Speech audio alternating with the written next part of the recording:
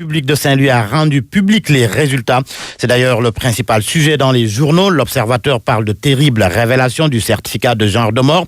Rapporte aussi que la balle a occasionné une plaie pelvienne avec des lésions viscérales, une rupture des vaisseaux iliatiques primitifs gauche et une hémorragie de grande abondance. Vox Populi en déduit que le procureur confirme que la victime a été atteinte par une balle au niveau du bassin. Le procureur n'a pas fait que livrer les détails de l'autopsie de la mort que l'Obs juge atroce. Il est entré en scène selon Tribune.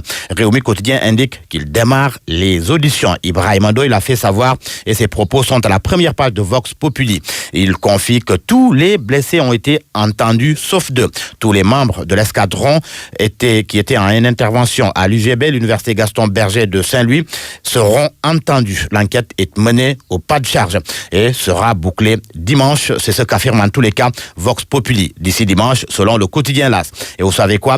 Elle est confiée à la gendarmerie territoriale, ce que Wolf Quotidien considère comme une bizarrerie. La gendarmerie enquête contre la gendarmerie, note le quotidien Wolf. En tous les cas, le procureur Ibrahim Ndoye a déclaré, et ses propos sont à la page de titre du quotidien LAS, que si c'est un gendarme, il n'est pas compétent. Affaire donc à suivre. Et cet éclairage du commissaire à la retraite Boubacar Sadio dans Source A, selon lui, il y a une disposition réglementaire qui autorise à tirer sur les manifestants qui bravent l'autorité. Cette disposition est inscrite à son avis dans la réquisition complémentaire spéciale. Et à sa connaissance, aucune disposition n'autorise l'usage à balles blancs, mais plutôt de balles réelles. Il souligne toutefois qu'il est interdit aux forces de l'ordre de tirer sur les parties vitales. Et ce même si la manifestation déborde. Éclairage sur l'attitude que doivent avoir les forces de sécurité dans la gestion des foules, à lire à la page 7 de Source A. Tout cela fait suite à une manifestation des étudiants de Saint-Louis, manifestation pour le paiement des bourses qui a dégénéré. Le quotidien Enquête s'intéresse à la gestion des bourses des étudiants et parle d'une opacité totale. Malik Fall, secrétaire général du SAES, confie au journal qu'il faut faire un audit de ce secteur.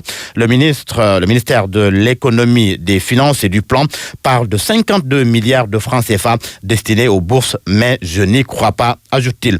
Macky Sall, qui, selon Enquête, a lâché l'IGE sur la gestion des bourses et s'interroge, faut-il supprimer le monopole d'Ecobank? En tous les cas, la cloche sonne. Macky Sall était en colère en Conseil des ministres parce qu'il a déclaré « c'est inacceptable ». Le paiement des bourses universitaires. Le journal Libération s'intéresse à ce sujet et souligne à sa page de titre que l'État a débloqué les 5 milliards depuis le 30 avril.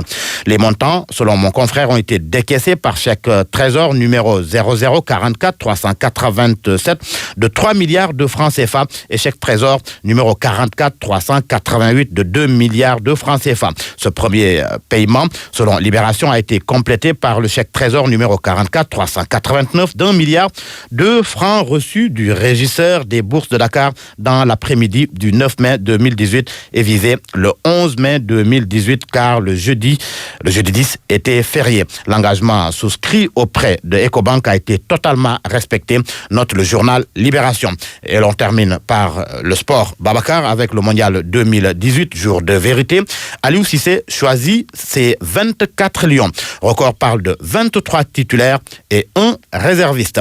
Le quotidien Stade, lui, note que Aliou Cissé lâche ses guerriers. Mbaye Diagne, la surprise, s'interroge le journal Stade. Conférence de presse du sélectionneur de l'équipe de football du Sénégal cet après-midi. Merci Georges Letier.